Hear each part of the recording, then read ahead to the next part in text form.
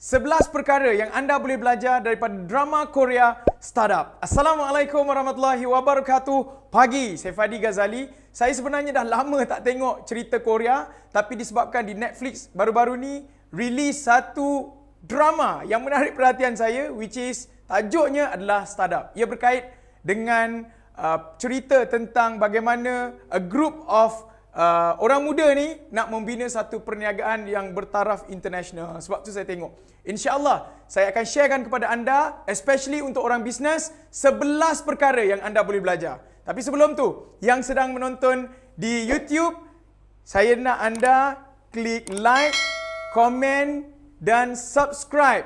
Of course, klik butang loceng. Dan bagi anda yang sedang menonton di Facebook, klik share, like dan komen di video ini. Dan bagi mereka yang sedang mendengar di podcast Fani Evo, thank you so much. Teruskan mendengar podcast. Jadi sebelum kita start dengan 11 perkara ni, kita mula dengan intro terlebih dahulu. Hit it!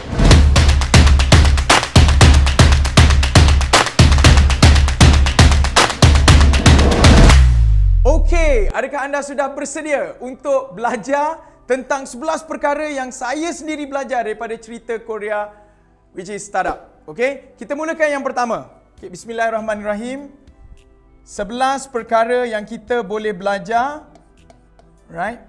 Perkara dari Startup. Alright, okey, jom kita tengok yang pertama. Okey, bismillahirrahmanirrahim. Yang pertama adalah, ini saya suka. Poin yang pertama ni sebenarnya saya letak nombor 1. Saya suka poin yang pertama dan poin yang ke-11. Okay. Saya letak yang the best dan ujung dia yang the best juga. Nombor 2 adalah yang terakhir, nombor 11. Nombor 1 adalah, bismillahirrahmanirrahim, bukan semua orang boleh jadi CEO. Bukan semua orang boleh jadi CEO. Right? Dalam cerita tu, dalam ramai-ramai orang ni, CEO ni dia mesti ada beberapa kriteria yang perlu ada. So, contoh dia, apa kriteria dia? Dia mesti cepat buat tindakan, cepat buat keputusan. Otak dia kena cepat, baru dia boleh jadi CEO. Kalau dia slow, lambat ataupun dia ada satu skill set je. Contohnya, skill set dia, mungkin ada orang skill set dia menjahit. Tapi bila nak suruh fikir lain, lambat. Tapi kalau dia menjahit, powerful. Jadi dia tidak boleh memimpin company. Walaupun company itu company dia. Right?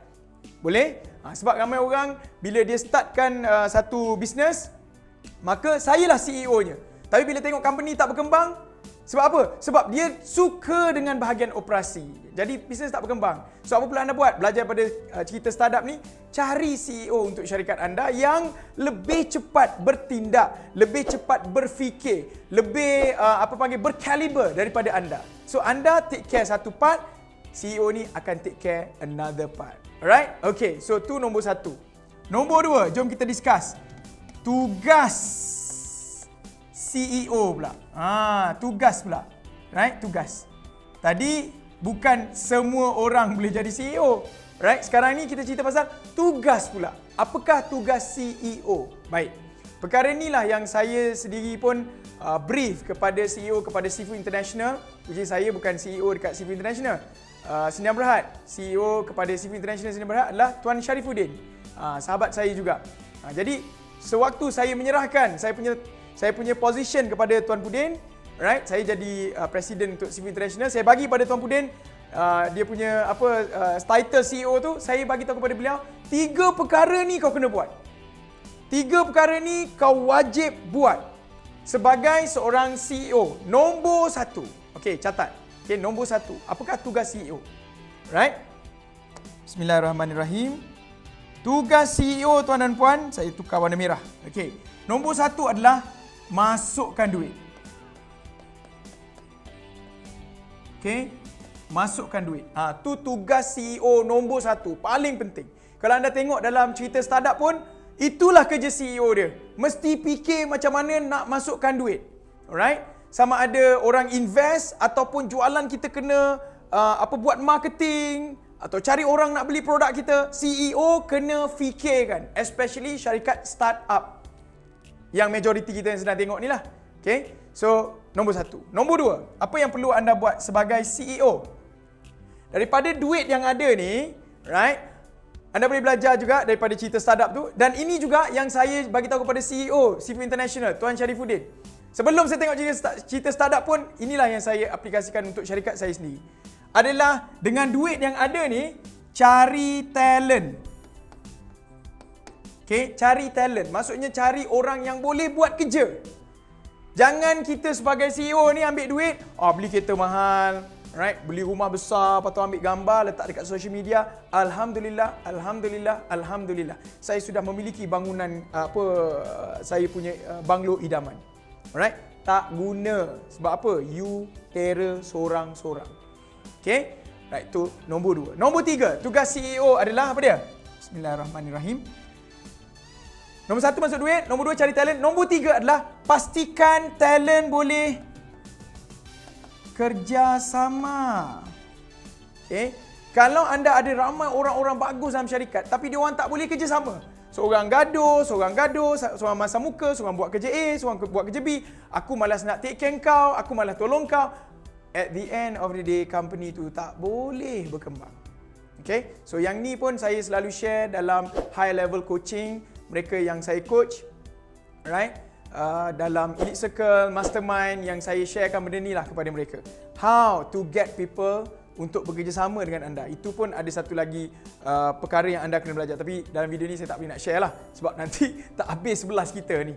Nanti jadi seminar pula, bukannya video perkongsian startup. Okay? Boleh? So tu nombor 1. Nombor 2 yang saya belajar. Okay, kita buat nombor 1, nombor 2. Jom kita tengok nombor 3. Apa yang kita boleh belajar pula daripada cerita startup ni sebagai orang bisnes. Okey, nombor 3 tuan dan puan. Let's do it. Nombor 3 adalah untuk anda membangunkan satu bisnes startup, anda kena ada satu perkara paling penting, sangat penting, wajibal gunnah. Tu dia, wajibal gunnah tu. Which is, bismillahirrahmanirrahim, business mindset. Okay? Anda kena ada business mindset. Apa maksud business mindset? Dia bukan charity work.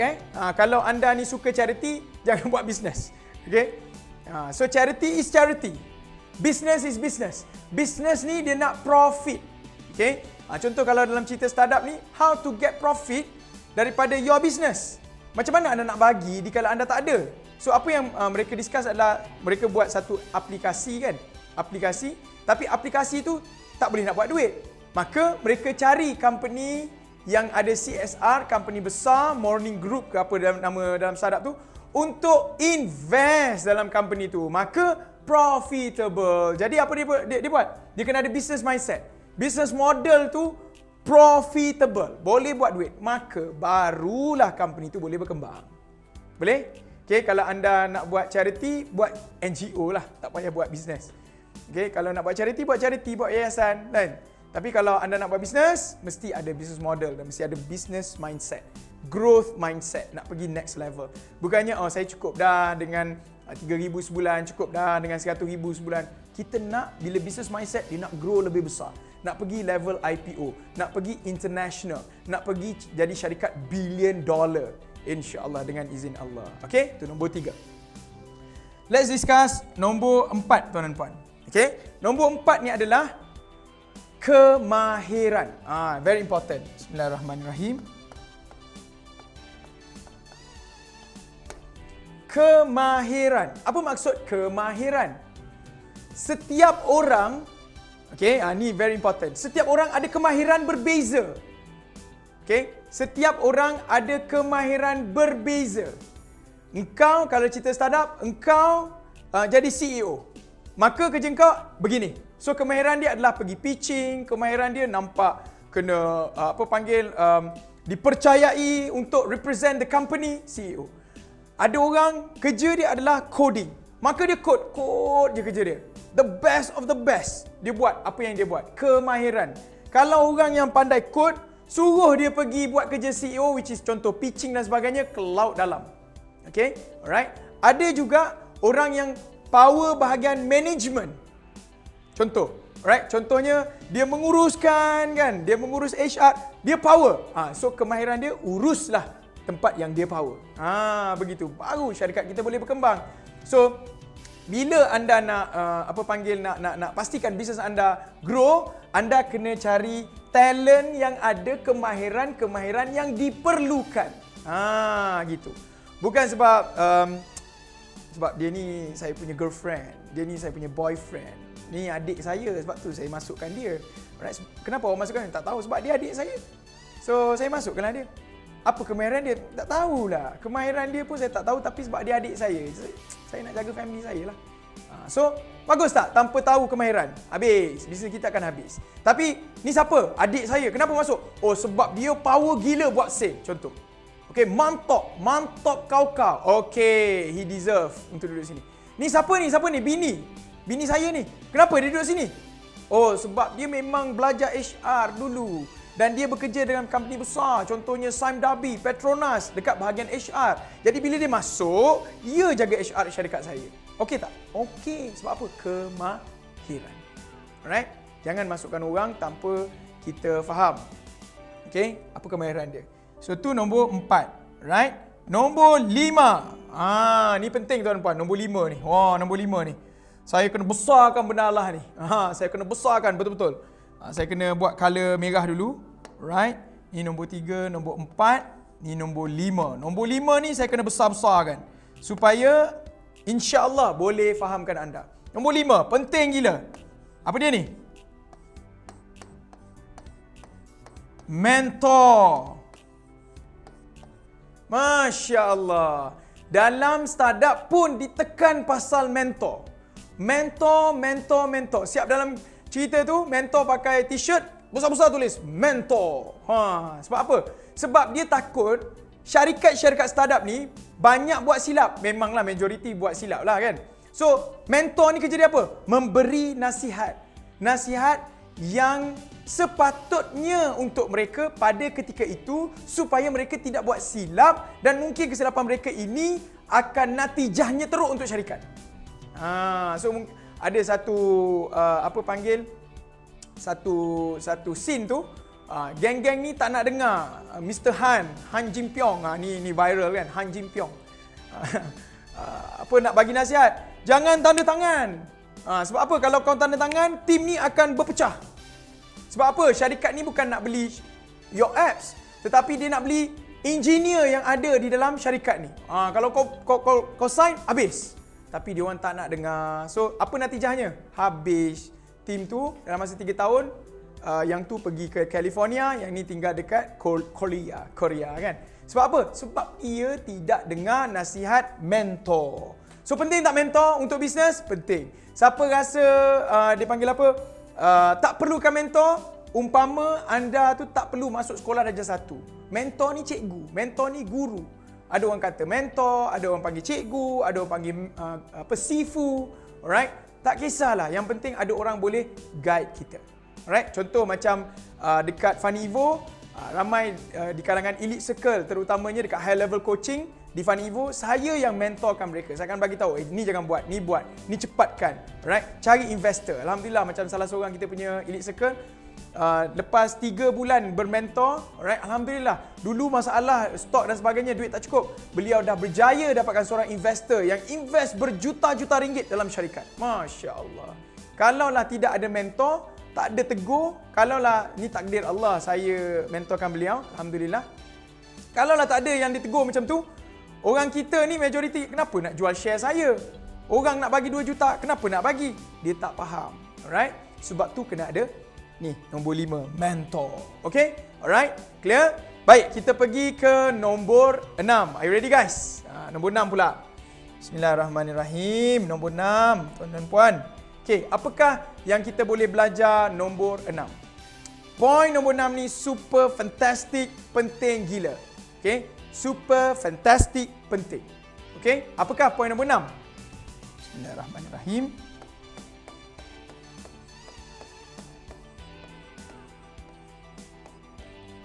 Yes. Teknologi. Teknologi adalah poin nombor 6. Kalau anda tengok, inilah benda yang saya sentiasa tekankan dekat Funny Evo. Dekat high level coaching, dekat mana-mana kelas kita yang saya buat. Teknologi, teknologi, teknologi. Forget about manual task. Forget about benda-benda yang repetitive work yang kita boleh sub untuk kita punya contohnya software untuk buat kerja. Saya ambil contoh. Dekat Funny Evo, alhamdulillah kita keluarkan satu investment yang besar. Hampir $500,000 untuk buat satu apps yang namanya SalesKit. Untuk bantu anda onlinekan perniagaan anda untuk buat website masa 10 minit. Alright. Kemudian collect order, connectkan dengan payment gateway, buat order online, alright. Lepas tu simpan database, follow up database automatic supaya sale berlaku, jaga database dan juga buat customer relationship management. Masya-Allah, guna teknologi. Anda tengok saya pun dengan video ni, teknologi. Alright, phone anda, teknologi. Saya punya whiteboard, teknologi. 5G coming soon, teknologi. So, kita kena guna teknologi. Janganlah duduk di takuk yang sama, takuk yang old school sangat, right? Closing pun guna WhatsApp tak habis-habis. Gunalah teknologi, alright? So, mungkin anda boleh pergi ke www.saleskit.com. Kemudian gunakan teknologi, contohnya SalesKit yang di-develop by Funny Evo. Tu nombor 6. Jom kita pergi nombor 7. Apa yang saya belajar daripada cerita startup. Okay. Nombor 7. Tentang perkara ni lah ramai orang duk cerita. Apa dia? Fail. Fail. Saya fail lah, saya buat ni tak jadilah, saya buat ni kurang sambutan lah, kan? Saya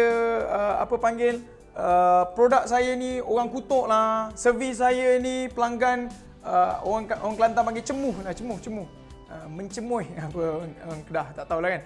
So orang kutuk. So our product, our service, business kita fail. So apa yang kita boleh belajar daripada startup? Fail bukanlah satu perkara yang permanent. Bukanlah satu perkara yang selama-lamanya. Kalau kau fail, esok fail, lusa fail, bulan depan fail, tahun depan fail, 10 tahun lagi fail. Tak. Fail adalah proses. So, daripada kita sebut benda ni fail, maka kita tukarkan. Kalau saya berdiri belah sini, nanti susah sikit nak menulis kan? Jangan sebut fail. Kita sebut apa? Sebab apa? Bismillahirrahmanirrahim. Kita sebut as process. Kejap huruf besar, kejap huruf kecil. Tak apalah. Okay? Sebab duduk sebelah sini kan. Apa dia ni? It's a process. It's a process. It's a normal process. Tak apa, fail. Bukan fail. Kita dalam proses kejayaan. Kan tu lagi sedap. Bukan saya fail lah, saya teruk lah, saya down. Tak. Saya sedang mengalami proses untuk naik ni tuan. Susahnya. Macam tu. So barulah kita feel good with ourselves. Feel good with our team. Feel good with our business. Macam tu. Baru syok. Baru meniaga kita boleh pergi ke next level. InsyaAllah. Alright, boleh pergi ke IPO, boleh pergi international. Kalau kita ada mindset. Bukan fail, tapi it's a process. Okay, alright. So kita dah nombor berapa ni? Saya kena tukar dulu. Pen saya jadi warna merah. Ni teknologi. Kita guna teknologi. Nombor 7 is failure. Okay, jom kita tengok nombor... Bismillahirrahmanirrahim. Nombor 8 pula. Apa benda yang kita boleh belajar nombor 8? Right, very important. Saya punya, alhamdulillah, ada satu company yang saya juga develop bersama dengan Datuk Wira SM Faisal daripada Nazar. Okay. Saya ada satu syarikat yang kami invest dalam syarikat-syarikat startup, okay, yang bagus. Saya ada satu company namanya Wira Capital Sdn Bhd bersama dengan Datuk Wira SM Faisal. Okay. Setiap kali saya bercakap dengan Datuk Wira, mesti Datuk Wira akan sebut satu benda ni. Integrity, integrity, integrity. So, poin nombor 8 yang saya nak share kepada anda, apa yang saya belajar dekat startup ni adalah integrity. Integrity. Okey, apa maksud integrity? Integrity ni maksud dia apa? Anda boleh jadi pekerja yang cekap, boleh jadi orang yang sangat bagus, otak yang sangat laju, kan, berfikiran sangat kreatif, tapi kalau anda tak ada integrity, maka habis bisnes. Okey, contoh macam dalam syarikat startup tu, dalam cerita startup ni, satu company ni dia develop satu software untuk self-driving car. Jadi orang yang develop self-driving car ni, ada dua orang adik-beradik ni, dia tak ada integrity. Jadi dia develop sistem, lepas tu dia letak satu virus apa benda dalam sistem tu. Pada hari kena attack tu, dia belah daripada company. So dia pergi masuk company lain yang juga pencabar kepada company yang Dalmi dengan Dosan ni buat. Which is bukan Samsung Tech, masa tu apa benda nama dia, lupa. Okay, so dia tidak ada integrity. So bila kita nak buat pasukan, kita sendiri tu kena jadi integrity, dan kita perlu memilih orang yang ada integrity dalam buat apa-apa. Maksudnya jujur, amanah, itu integrity lah tu. Kita mesti ada integrity. Okay? Alright? So tu nombor 8. Kita tengok nombor 9 yang kita boleh belajar daripada syarikat, daripada Korea Drama Startup. Okay? Nombor 9 ni tuan-puan, ni penting. Penting, semua penting. Business partner.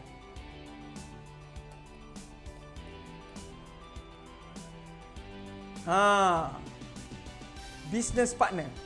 Okay? So business partner, orang yang bagaimana anda nak jadikan dia sebagai business partner. Ni yang saya perlu tegur. Okay? Sebab ramai orang bila dia nak cari business partner, dia akan cari siapa? Adik-beradik dia. Dia akan cari buah hati dia jadi business partner, yang kadang-kadang akan ada masalah dan isu. Saya pernah bercakap dengan seorang yang buat company secretary yang besar, manage company-company yang banyak. Dia kata syarikat-syarikat yang dia jaga ni, kalau tak gaduh tu memang tak sah. Mesti akan gaduh, dia orang kata. Beliau katalah, alright? Mesti akan gaduh. Terutama sebelum ada duit pun dah gaduh. Bila ada duit lagi gaduh, dia kata.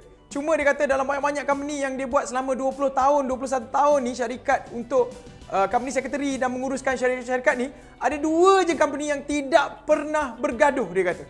Sampai level dia punya business partner ni meninggal, dia masih lagi bayar duit 10,000 sebulan kepada isteri business partner dia. 2 company ni je yang tidak pernah bergaduh, yang lain semua gaduh, dia kata. Okay? So business partner yang bagaimana yang anda perlu cari? Of course, cari business partner yang boleh melengkapkan anda untuk bisnes yang anda lakukan. Okay? Katakanlah anda nak buat bisnes A. Okay? Katakanlah anda nak cari business partner, katakanlah dalam anda nak buat syarikat berkait dengan teknologi atau oil and gas lah, contoh oil and gas. Okay? So anda ni ada cash, ada capital, tapi anda tak gerti pasal oil and gas. Carilah kawan yang ada integrity, right? Yang contohnya berada dalam field engineering untuk jadi your business partner. Jadi yang ni dia tahu bahagian dia, yang ni tahu bahagian buat duit, bagi duit dan sebagainya. So cari business partner yang melengkapkan anda, bukannya sebab rasa suka, sebab kawan. Okay? So berapa orang yang sepatutnya ideal untuk jadi business partner?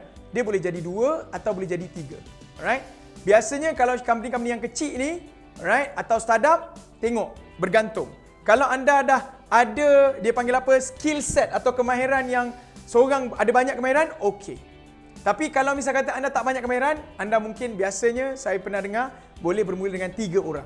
Satu yang bagi duit. Of course, bagi duit ni biasanya dia punya share tu besar sikit, right? Nombor 2 adalah yang pandai membuat masuk duit, iaitu buat bahagian untuk tarik duit lah, buat operation, buat marketing, buat sale. Nombor 3 adalah orang yang tahu menguruskan duit tu kalau diperlukan. Memang ada orang ni memang jenis dia reti buat masuk duit tapi tak reti nak mengurus duit. Jadi masukkan. So 3 orang. So dia ada share power dia dekat situ. Right? So tengok keadaan, tapi biasanya masuk duit tu akan dapat majority. Ini saya tanya sendiri kepada orang yang memang buat bisnes, okey? Yang berjaya dalam bisnes, Dan ini juga adalah nasihat-nasihat daripada orang yang contohnya company secretary yang juga mengurus banyak-banyak perniagaan ni. Okay? So biasanya orang yang masuk duit itu adalah orang yang ada share yang lebih besar. Okay? Atau kalau dia tak dapat share lebih besar, dia ada deal. Contohnya apa? Contohnya macam Proton dengan Geely. Walaupun Geely yang banyak buat benda, platform Proton yang X50, X70 tu daripada Geely. Alright? Dia punya engineering pattern semua daripada Geely. Proton tak ada apa-apa. Cumanya Geely hanya boleh beli 49% sahaja. Dia tak boleh jadi majority. Tapi apa yang berlaku? Walaupun Proton 51, Geely 49, tetapi CEO Proton adalah daripada orang Geely. Jadi keputusan semua, director semua, Geely yang tetapkan. Walaupun dia share kecil berbanding di RB Highcom. Okay? Boleh? So this is the nombor berapa dah ni? Alright. Nombor 7, nombor 8, ni nombor 9. Kita tengok nombor 10 tuan dan puan. Alright. Okay. Nombor 10. Apa yang boleh anda belajar daripada cerita startup? Iaitu yang ni. Poin ni penting. Hal personal. Ini tuan dan puan, ramai orang bila hal personal dia campur adukkan di dalam perniagaan. Maksudnya apa? Dia ada hal personal, dia datang office, dia gaduh-gaduh kan. Tapi kalau anda tengok dalam cerita startup tu, they are very professional. Dia orang nak bercinta kan, tapi bila buat berniaga betul-betul, buat kerja betul-betul. Tapi kalau habis je waktu kerja, dia orang nak bercinta suka hati dia lah, lantak dia lah kan. Dengan dia punya drama-drama kan ada drama bercinta. Kalau cerita Korea, kalau duk cerita pasal bisnes je tak adalah orang nak tengok. Betul tak? Kena ada konflik-konflik, itu standard. Cuma apa yang boleh kita belajar adalah jangan campur adukkan hal bisnes dengan hal personal. Kalau lah anda buat bisnes partner anda ni, contoh isteri anda, suami anda gaduh dekat rumah, jangan bawa pergi ke office. Alright? So itu yang kita boleh belajar. Superb. Okay, point ni sangat superb.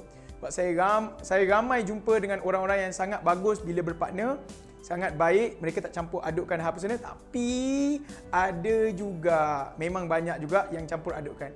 Sebab apa? Sebab dia tak boleh kontrol emosi. Okay? Dengan team, dengan staff pun nak bergaduh. Apa benda lah, cuba relax sikit. Bos relax sikit. Awak fikir cara yang terbaik untuk selesaikan. Jangan duduk maki hamun dan sebagainya. Sebab apa? Sebab awak ada masalah kat belakang, awak bawa pergi office.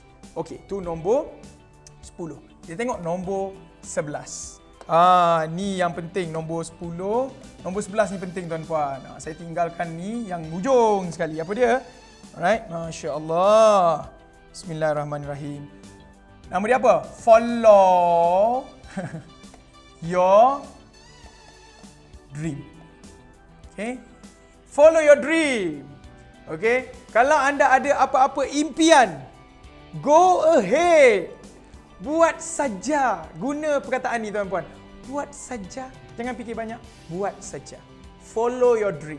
Insya-Allah. Kalau anda follow your dream, tuan dan puan, apa saja nak berlaku, berlakulah. Saya ambil contoh masa saya bekerja sebagai engineer Proton 10 tahun lepas, 2010. Masa saya masuk kerja tu pun sebab saya nak duduk kat KL, saya tak pernah duduk kat KL. Saya belajar dekat Perak, lepas tu habis universiti, alhamdulillah belajar dekat sana, Universiti Teknologi Petronas. Habis je saya kata nak pergi duduk KL, dapat jadi engineer Proton masa tu. Saya duduklah dekat Proton kan. Tapi masa saya nak buat bisnes sendiri tu tuan-tuan, memang masa tu saya buat bisnes dah. Saya kerja tu pun sebab mak saya suruh saya kerja kan. Dan saya nak duduk kat KL lah, saya nak cari pengalaman, nak buat bisnes dekat KL pula masa tu. Jadi sambil-sambil bisnes, bekerja, sebab apa? Nak report pada mak saya kerja kan. Tapi nak dijadikan cerita, masa saya nak berhenti kerja, nak buat full time business, masa tu saya hanya ada RM5,000 duit terakhir dalam bank. RM5,000 tu tuan-puan, saya kata apa nak jadi, jadilah. Apa? Follow your dream. Korea panggil. Follow your dream. Saya nak follow impian saya untuk bangunkan bisnes dan beri manfaat kepada orang. Saya tender resignation tuan-puan RM5,000. Saya ingat lagi, hari terakhir saya kerja kat Proton, habis kerja pukul 5, saya drive nak pergi ke Perak sebab mak saya ada kat situ masa tu, saya ada something nak ambil mak balik Kelantan. On the way pergi Perak, kawan telefon, boleh tak pinjam RM5,000. Dan saya nak cakap tak boleh sebab apa? Kawan tu kata, aku janji esok aku bayar, esok pagi. Saya pun fikir. Tak apalah sebab kawan ni pun kawan baik, ada integriti, tak pernah tipu. Saya pun transfer 5,000 tuan-puan. Alright? Apa berlaku? Sampai ke sudah tak transfer. Tapi Alhamdulillah dah transfer dah lepas tu. Tapi nak ceritanya bukan esok, bukan lusa. Okay? Tapi lambat gila nak transfer. Tapi nak ceritanya adalah, follow your dream. Apa jadi pun jadilah. Apa nak ada halangan pun ada, jalan saja. Sebab apa? Inilah di momen dikala kita nak percaya bukan dengan asbab kita boleh sukses. Kita percaya sebab Allah nak bagi, dia bagi. InsyaAllah. Alright, so 11 poin adalah 11 perkara yang anda boleh belajar daripada cerita startup yang saya sharekan kepada anda. Semoga memberi manfaat. Okay? Walaupun saya ambil tu poin drama startup, tapi sebenarnya banyak benda-benda yang kita boleh belajar, especially kalau anda buat bisnes. Saya doakan anda untuk sukses dalam perniagaan anda. Bukan saja boleh buat 1,000, 2,000 sebulan, boleh buat 10,000 sebulan, boleh buat 100,000 sebulan, insya-Allah boleh buat 1,000,000 sebulan, insya-Allah. Macam mana anak-anak murid saya dekat high level coaching, dekat orang yang hadir ke seminar saya, mereka boleh buat 1,000,000 sebulan, alhamdulillah jualan mereka. Tapi saya juga doakan untuk anda, kita sama-sama pergi harumkan nama anda, harumkan nama keluarga anda. Kita nak juga harumkan nama Malaysia dan nama ummah, especially kita orang Islam. Jadikan syarikat kita sebagai syarikat billion dollar. Kalau takdir Allah nak jadi trillion US dollar. InsyaAllah. Saya doakan juga anda dimurahkan rezeki semurah-murahnya, dipermudahkan urusan semudah-mudahnya insya-Allah. Hari ini adalah perjuangan, esok adalah pengharapan, lusa adalah kemenangan kita semua. InsyaAllah, insyaAllah, insyaAllah. Jumpa anda di Angkasa Kejayaan. Assalamualaikum warahmatullahi wabarakatuh. Pagi. Thank you so much.